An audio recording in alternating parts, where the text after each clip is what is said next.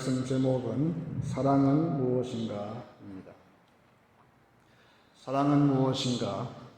이 시중에서는 사랑에 울고 웃다가 결론은 사랑을 알쏭달쏭 모르겠다 그런 답변이 나오죠. 알다가도 모르는 게 사랑이다. 6세기를 살았던 교황 중에 교황이라 하는 글레고리는 사랑을 하게 되면, 사랑을 알면 일을 열심히 한다고 그랬어요. 구교의 교황답게 얘기를 한 거죠. 그러니까 착한 일 많이 한다는 거예요. 사랑받게 되면. 그런가 하면 기독교하고 전혀 관련이 없는 중국의 노자는 오래전에 관찰하기를 사랑을 많이 받으면 힘이 생기고 또 남을 많이 사랑하게 되는 사람은 용기를 얻는다 그랬어요. 성경은 사랑은 무엇이라 하는가? 사랑하면은 사랑의 사도라 할 수 있는 사도 요한이 한 말이 제일 많죠. 사도 요한은 하나님은 사랑이시고 사랑은 하나님께 속하였다 이야기를 하면서 요한일서 4장 19절에 이렇게 사랑을 이야기했습니다. 우리가 사랑함은 그가 먼저 우리를 사랑하셨음이라 그랬습니다. 우리가 사랑을 한 것 같지만 근본적으로는 하나님이 나를 사랑해 주셔야 되는 것이죠. 그래서 하나님 앞에서는 우리는 한없이 수동적인 그런 심령이 되는 것이 정상이에요. 오늘도 교회에 나왔지만 예배에서 우리 자신이 한없이 하나님 앞에서 수동적이고 기동적이 되지만 그래도 우리가 밖에 나가서 사람들하고 사귈 때에는 굉장히 능동적이고 적극적으로 되는 것은 이제는 사랑을 받은 자로서 사랑을 하기 때문에 그런 것이죠. 그래서 사랑은 무엇인가? 사랑은 하나님이 먼저 시작하신 것이다. 그렇게 우리는 알고 있는 것이죠. 중요한 것은 우리가 사랑을 받는 것이 중요한 것이죠. 사랑을 받지 못하면 허사예요. 그래서 하나님은 어떤 사람을 그러면 사랑하실까? 카나다의 의료보험이 참 발달되었는데 그 의료보험 카드만 있으면 어디든지 청구할 수가 있어요. 근데 문제는 좀 많이 기다려야 돼요. 수술 받거나 그럴 때. 그래서 어떤 사람이 얘기하기를 그거 빨리 하기 위해서는 구급차를 부르면 된다. 그러면 이제 응급실로 직행할 수 있으므로 그 혜택을 빨리 누릴 수 있다. 그렇게 이야기를 하는 것이죠. 그런데 우리가 병이 났을 때에 병 가운데서 가장 중병은 무엇인가? 하나님 보실 때에 그것은 죄라는 병이에요. 죄가 나한테 들어올 때에는 처음에는 자각증세가 없어요. 그러다가 이것이 내가 죄 때문에 나오는 결과 때문에 자각증세가 있을 때는 큰일 나는 거죠. 암도 처음에는 자각증세가 없다고 하잖아요. 그래서 암 말기가 되어야 되는 그때서야 이제 통증이 올 때에 그때는 응급환자가 그래서 실려가게 되는 것이죠. 성령은 그래서 우리는 구급차를 쓸 필요도 없이 성령께서 우리가 죄를 자각할 때에 하나님께서 그 성령을 통해서 예수께로 안내할 때에 예수의 그 긴급 수요를 받게 되는 것이죠. 그래서 예수님의 보혈로 우리의 죄를 덮어주게 되면 소망이 있는 거예요. 세상의 암기 말 환자는 소망이 없지만 의사의 날에 청천벽력이지만 죄라는 놈은 반드시 죄는 결과가 뭐예요? 그거는 반드시 사망이기 때문에 가장 중병인데 그 그것의 죄를 내가 이것이 죄때문이라는 사실을 자각할 때에는 소망이 있어요. 하나님이 제일 먼저 저 사람 먼저 불러와. 그래서 예수 앞으로 나올 때에 예수께서 어떤 일을 하셨는지 알 수가 있다는 것이죠. 지난 시간에 얘기했던 우리 몰트만 박사 있잖아요. 그분 신학자. 그분이 사실은 독일 사람이잖아요. 청년 때에 뭣도 모르고 히틀러의 나치 당에 가입을 했다. 그래서 군대가 되어서 군인이 되어서 2차 대전에 참전을 하다가 1945년 그 거의 전쟁이 끝나갈 때에 포로가 돼서 잡혔어요. 그래서 영국 군대한테 잡혀가지고 포로 수용소를 전전하기를 몇 년을 그렇게 했다는 거예요. 그때는 이분이 믿음이 없었어요. 그런데 수용소에서 어떤 영국의 목사님이 성경과 함께, 성경이 아니고 처음으로 이 사람 받은 것은 성경이 아니라 신학책을, 조그마한 신학책을 받았다는 거예요. 그래서 아마 이분 신학한 것 같아요. 그래서 그 신학책을 통해서 이제 믿음이 무엇이고 깨달은 바가 있는 거예요. 그런 것처럼 로마서 5장 8절, 아마 이 복음서가 몰트만 박사로 하여금 하나님을 알게 한 건지는 모르겠어요. 우리가 아직 죄인 되었을 때에 그리스도께서 우리를 위하여 죽으심으로 하나님께서 우리에 대한 자기의 사랑을 확증하셨느니라 그랬어요. 이것이 복음이죠. 과연 죄수의 몸일 때 지금도 이 세상에 내 개인적으로 죄악의 문제가 아니라 남들 다 하고 있는데 남들 다 하고 있으니까 그거 뭐 죄인 줄 모르는 거예요.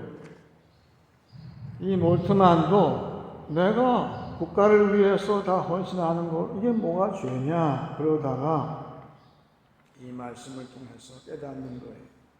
중요한 것은 이 죄 때문에 내가 그 죄에 대한 결과치에 대해서 이것이 이 죄라는 놈이 하나가 잘못됐을 때에 인류한테 엄청난 피해를 준다는 사실을 그때 깨달을 거예요.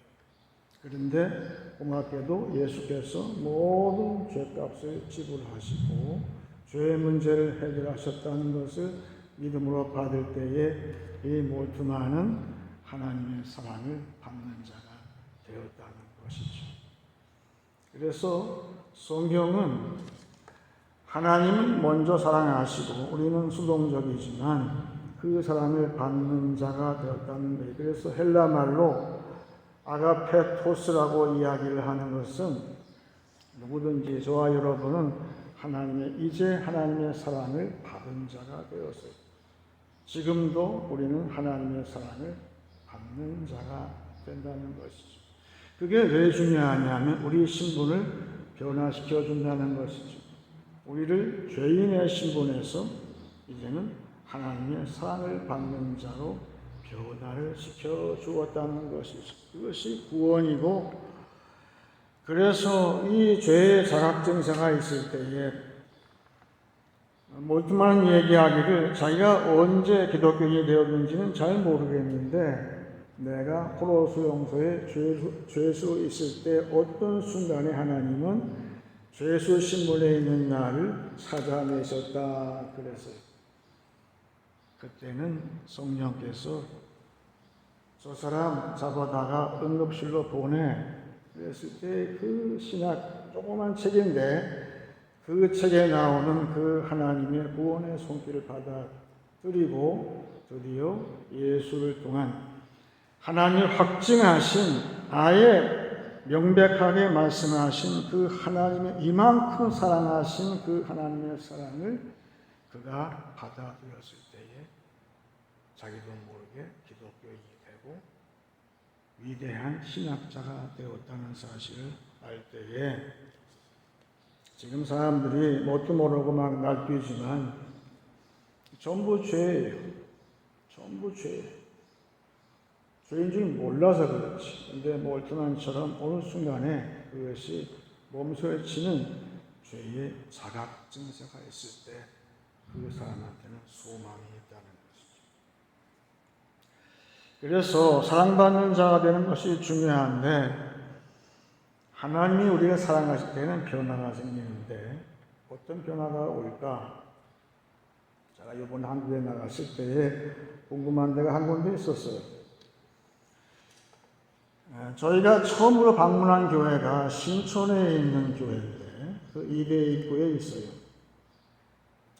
그래서 그 교회를 다 마치고 나서 제가 궁금했던 거는 집사람하고 저하고 처음으로 연애할 때에 늘 들르던 다방이 있어요. 그 이름은 제가 얘기할 수 없지요. 그 다방이 아직도 있나 궁금한 거예요. 괜히 찾아가 봤을 때 아직도 있더라고요. 거기서 몇십 년 전에 저희 두 사람이 은밀한 대화를 하고 또한 서로의 사랑이 깊어지는 그런 공간이 되었던 것을 제가 알고 있습니다. 하나님은 우리한테 요구하시는 게 있어요. 이제 사랑받는 자 아가페토스라 된 사람한테는 하나님이 아주 은밀하게 접근을 하십니다. 하나님과 나하고 둘만의 공간이 필요한 거예요. 거기에 다른 사람은 개입할 수 없는 아주 치밀한 공간이 열리는 것이죠. 지금 교회에 나와 있지만 여러분과 하나님 사이에는 공간이 있어요. 아주 은밀한 공간. 다른 심령은 절대 거기에 침투할 수 없는 은밀하고 치밀한 공간이 필요하다는 것이죠. 오늘 아가서의 결론 8장인데 아가서는 사랑은 무엇인가 그것을 알기 위해서 솔로몬이 무진 애를 쓴 거예요. 그 명석한 은혜를 가지고 과연 사랑은 무엇일까 내가 한번 연구해보자 이 결론까지 왔어요. 그런데 결론부에 이야기하는 것은 이 사랑은 부모도 개입할 수 없다는 거예요. 남녀가 만났을 때에 그 공간에, 은밀한 공간에 부모도 개입할 수 없다는 거예요. 그리고 형제의 사랑도 거기에 미치지 못한다고 오늘 썼어요. 그러면서 하나님의 사랑이 어느 정도인가 오늘 말씀은 6절 말씀을 보시게 되면 아주 극명하게 나와 있어요. 너는 나를 고장같이 마음에 품고 고장같이 팔에 두라. 사랑은 죽음같이 강하고 질투는 수월같이 잔인하며 불길같이 일어나니 그 기세가 여호와의 불과 같으리라. 이 솔로몬의 결론이에요. 여러분, 하나님의 사랑을 받으셨습니까? 받는 자가 되었습니까? 이렇게 하는 거예요. 하나님이 질투하신다는 거예요. 둘 외에 다른 사람이 개입하는 것을 절대 하나님은 막아버리신다는 뜻이에요. 그래서 우리가 구약의 하나님, 질투하신 하나님, 때로는 진노하신 하나님을 이해가 못한다고 하잖아요. 아가서를 보게 되면 이해가 되는 거예요. 이제 이해가 되는 거예요. 왜? 질투하시기 때문에. 죽음처럼 잔인하게 질투하시기 때문에 그 하나님이 왜 그러시는가? 그걸 이해하게 된다는 거예요. 먼저 사랑은, 하나님의 사랑은 너 나가서 이 세상에 하나님의 사랑을 받은 모든 사람의 남녀 간의 사랑 모든 것은 질투하시는 것이 있다는 거예요. 그래서 아주 배타적인 사랑, 영어로 익스클루시브한 그러한 관계가 된다는 사실은 절대 명심을 해요. 그것이 하나님 사랑이 요구하시는 것이고 하나님 사랑받은 자의 특징인 것이죠. 그런데 그런 배타적인 사랑을 무시하고 잘 모르고 요새의 추세가 뭐냐 하면 종교다원주의라는 것이 등장을 했어요. 하나님은 한 분이시고 모든 종교는 다 다른 길로 갈 뿐이지 결국은 위에서 다 만나게 되는 그 신의 절대적인 그 또 하나님은 사랑이시기 때문에 우리가 절대 싸울 필요가 없다고 주장을 하는 것이죠. 그러면서 포괄적인 그런 종교 그것을 강조를 하는데 그것은 잘 모르고 하는 것이죠.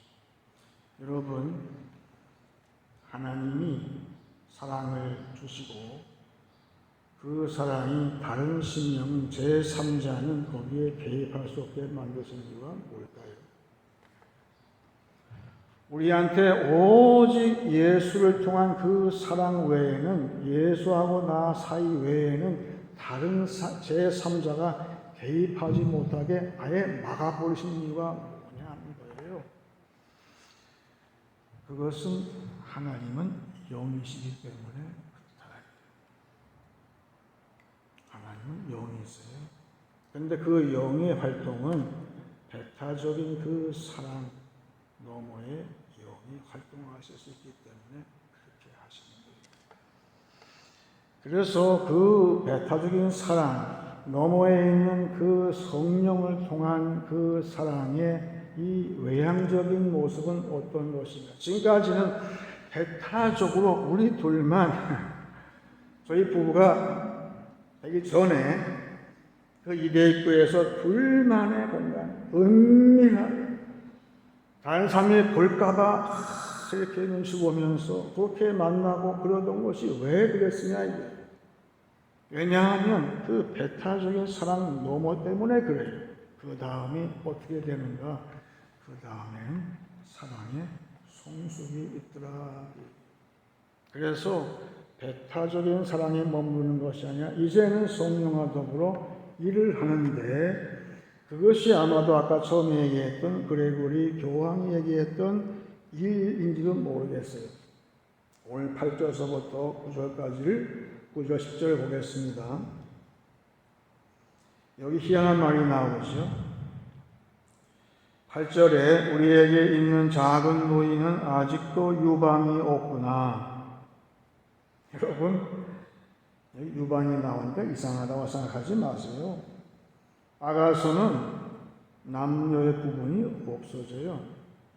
이게 남자한테 하는 얘기인지 여자한테 하는 얘기인지 잘 구분이 안 가는 경우가 많이 있어요. 유방이 없다는 뜻은 아직 성숙이 안 됐다 이 말이에요. 이 사랑이 성숙이 안 됐어요. 그 다음에 그가 청혼을 받는 날에는 우리가 그를 위하여 무엇을 할까? 그가 성벽이라면 우리는 은망대를 그 위에 세울 것이요 그가 문이라면 우리는 백향목 판자로 두으리라.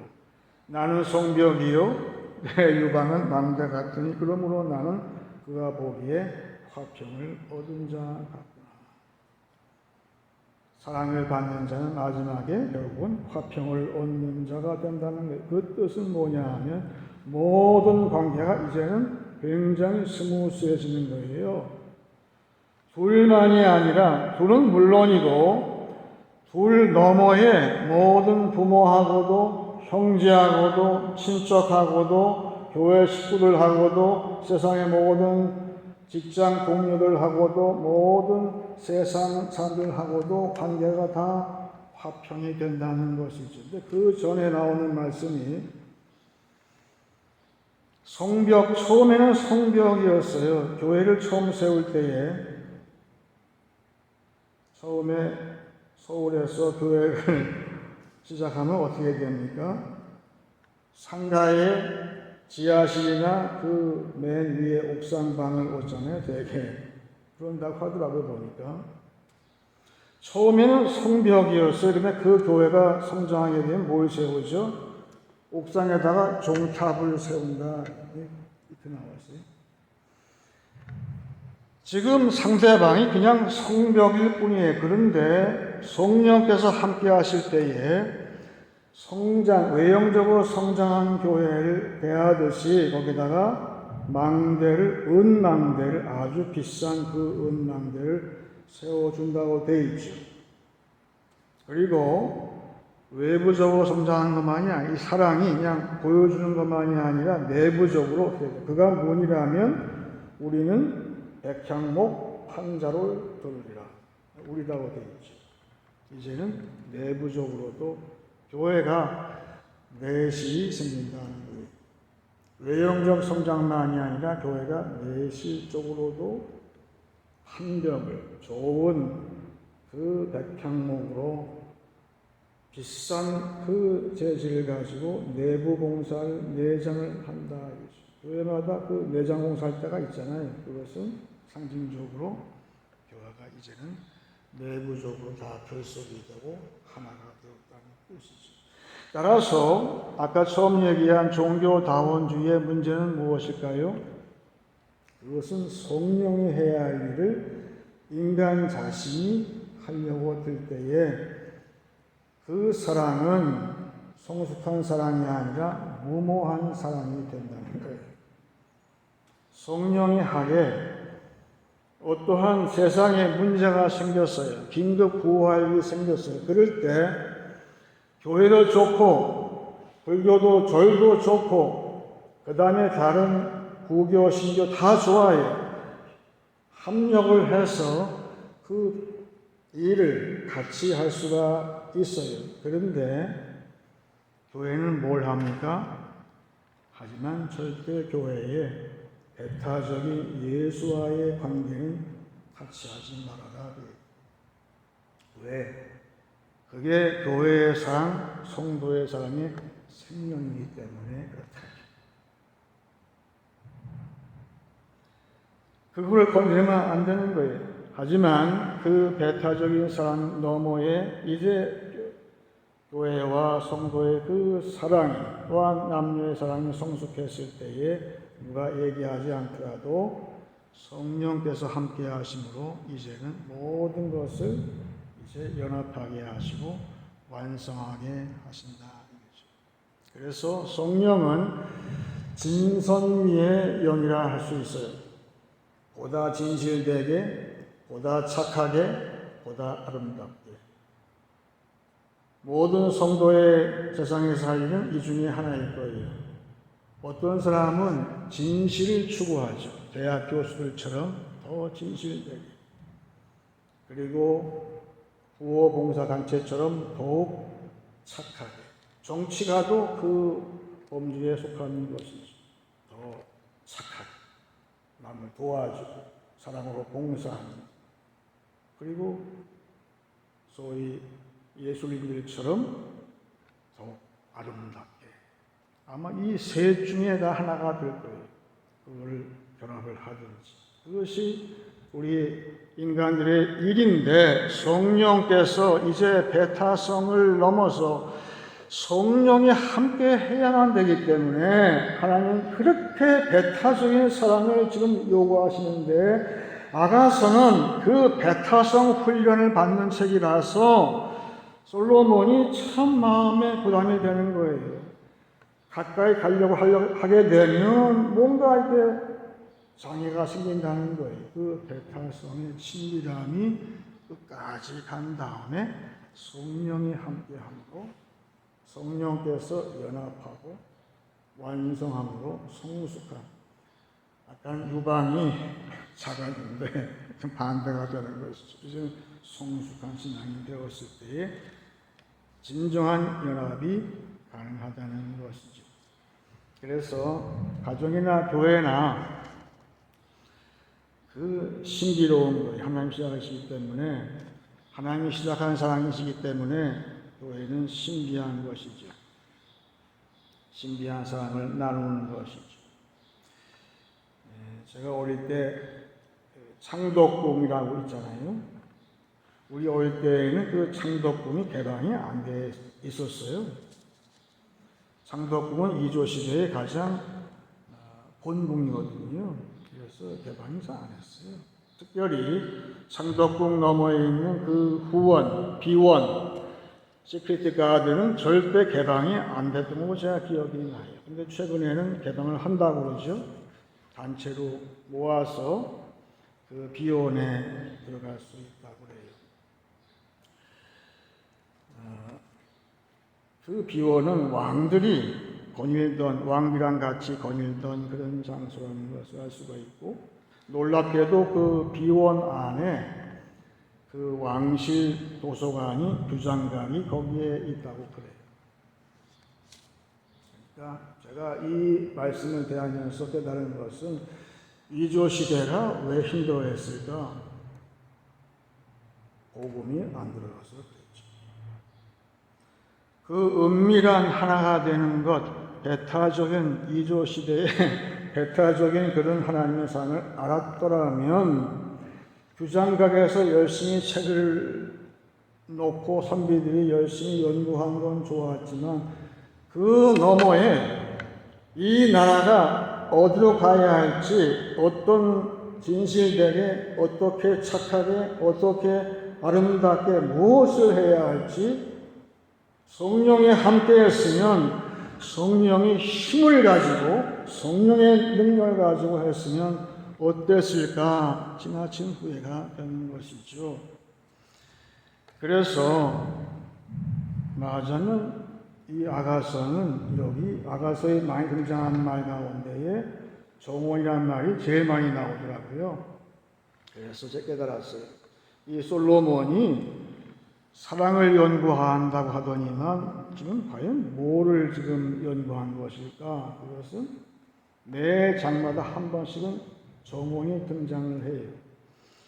그 정원은 태초에 인간을 만드시고 그 인간을 위해서 만들어 놓으신 정원이 있어요. 그러니까 아가서는 그 최초의 정원을 다시 지워보는 그런 실습을 했다고 볼 수가 있어요. 그래서 창세기 2장 8절에 최초의 정원에 대해서 이야기를 해놨습니다. 여호와 하나님이 동방의 에덴에 동산을 창설하시고 그 지으신 사람을 거기 두시니라 그랬어요. 여기 자세히 보세요. 여기엔 분명히 아직 여자가 창조되기 전이잖아요. 여자가 없을 때예요. 그 남자 혼자 있는 아담을 그 에덴을 창설하시고, 그 뜻은 하나님이 정원사처럼 농부처럼 그 동산을 손수 만들어 놓으셨다는 뜻이에요. 거기 암시되어 있어요. 그리고 그 사람을 거기에 두시고 하나님과 매일 친밀함을 익히게 하고 그 다음에 그 용기를 가지고 그 힘을 가지고 성령과 함께 에덴 동산을 일궈 나간 인간의 이야기인데, 지금 이 아가서는 결국은 그 정원을 얘기하는데 보세요. 성경은 정원, 가든 또한 포도원 두 가지로 이야기를 번갈아 하고 있는데 11절에 솔로몬이 바알 하몬에 포도원이 있어 지키는 자들에게 맡겨두고 그들로 각기 그 열매로 말미암아 은천을 바치게 하였구나. 이거는 솔로몬이 인간적인 육체적인 그 왕이기 때문에 돈을 주고 포도원을 샀다 그 얘기예요. 이거 말고 12절에 이야기하죠. 솔로몬 너는 천을 얻겠고 열매를 지키는 자도 200을 얻으려니와 그 다음이에요. 그런 정원 말고 내게 속한 내 포도원은 내 앞에 있다. 가까이 은밀하게 내 앞에 있지 않느냐 그 뜻이에요. 13절에 너 동산에 거주하는 자야 친구들이 내 소리에 귀를 기울이니 내가 듣게 하려나. 여기 동산이 우리말 번역은 단수 나와 있는데 아니에요. 복수 나와 있어요.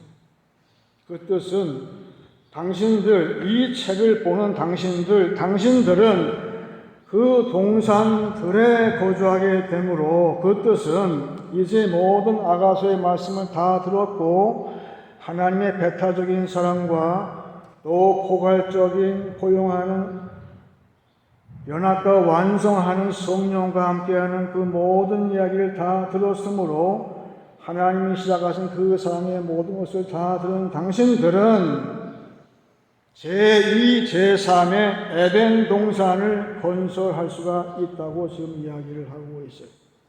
그것이 교회라는 거예요. 교회는 비원이고 동산이고, 그래서 이제는 그 교회는 어떻게 사랑해야 할지 알기 때문에 그 사랑을, 그 동산을 오늘 시작으로 말미암아서 이제 한 주가 시작될 때에 그런 동산을 건설하는 것이다, 이 얘기를 하고 있어요. 마지막 절에 내 사랑하는 자야 너는 빨리 달리라. 향기로운 산 위에 있는 노루와도 같고 어린 사슴과도 같아. 아마도 이 노루와 사슴은 그 사랑의 결과인 후손일 수도 있어요.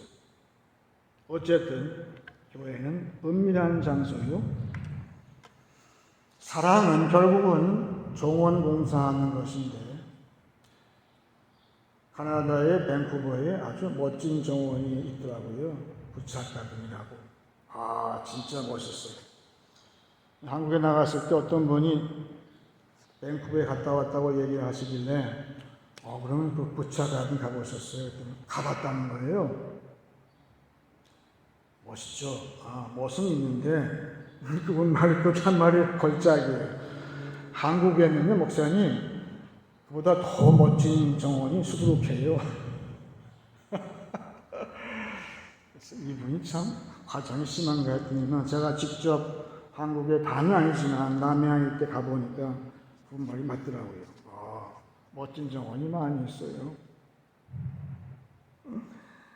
그 정원 공사를 이제 하는 것인데, 우리 이제 능력이 생겼죠. 어떻게 사랑할 것인가 원칙은. 사랑은 누가 하는 거예요? 하나님이 먼저 하시는 거예요. 그래야 우리 사랑할 수 있어요. 그리고 그 사랑을 받은 우리는 이제 다시금 제2, 제3의 에덴 동산을 시작할 수 있는 능력이 있는데, 단 그 동산 건설하는 것을 이 세상에 동산도 사람이 설계하지만 그렇게 멋질지언정 멋진데도 하나님이 그것을 공사를 하신다면 얼마나 멋지겠어요. 그걸 알아야 돼요. 모든 가정, 이제 출발하는 가정 포함해서 모든 가정의 그 사랑의 공사의 시작, 그 비원의 시작은 누가 하는 거예요? 하나님이 설계하셔야 돼요. 그러면 아주 멋있게 된다는 것이죠. 이제 말씀을 정리하겠습니다. 하나님이 시작하셨기에 사랑에는 신비함이 있습니다. 하나님은 우리를 죄인에서 사랑받는 자의 신분으로 바꿔놓으셨습니다. 그 사랑에는 배타적인 친밀함이 있습니다. 하지만 그 배타성 너머에는 성령이 이끄시는 연합, 완성의 호용성이 있습니다.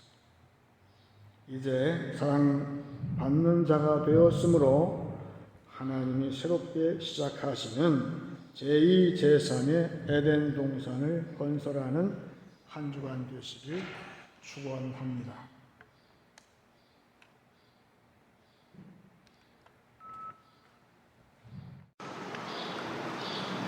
이제 찬송 442장 같이 하겠습니다.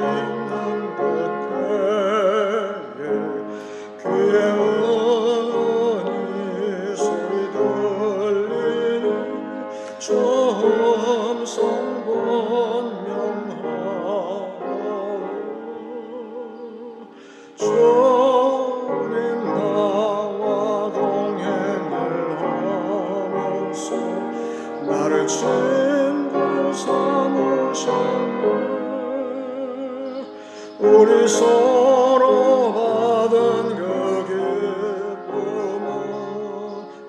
사람이 없고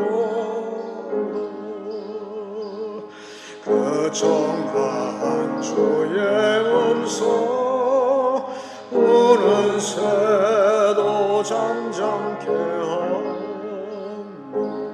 내게 들리던 주의 음성이 늘 귀에 쟁쟁하라. 주님 나와 동행을 하면서 나를 친구 삼으셨네. 우리 서로 받은 그 기쁨을 알 사람이 없도록 밤 깊도록 동산 안에 주와 함께 있으려 하나 괴로운 세상에 할 일 많아서 날 걸어 명하신다. 주님 나와 동행을 하면서 나를 친구 삼으셨네. 우리 서로 받은 그 기쁨은 알 사람이 없도록.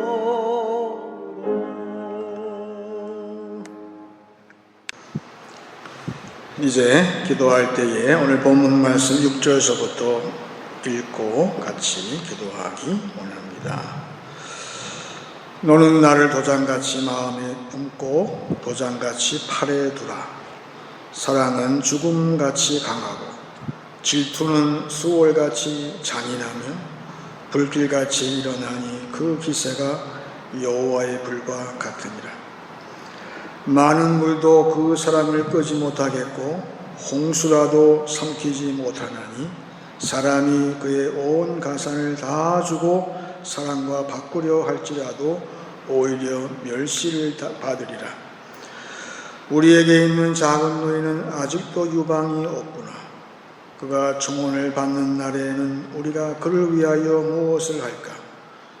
그가 성벽이라면 우리는 은망대를 그 위에 세울 것이요 그가 문이라면 우리는 백향목 판자로 두르리라. 나는 성벽이요 내 유방은 망대 같으니 그러므로 나는 그가 보기에 화평을 얻은 자 같구나. 솔로몬이 바알 하몬에 포도원이 있어 지키는 자들에게 맡겨두고 그들로 각기 그 열매로 말미암아 은천을 바치게 하였구나. 솔로몬 너는 천을 얻겠고 열매를 지키는 자도 200을 얻으려니와 내게 속한 내 포도원은 내 앞에 있구나. 너 동산에 거주하는 자야, 친구들이 내 소리에 귀를 기울이니 내가 듣게 하려무나. 내 사랑하는 자야, 너는 빨리 달리라. 향기로운 산 위에 있는 노루와도 같고 어린 사슴과도 같아라. 다 같이 기도하겠습니다.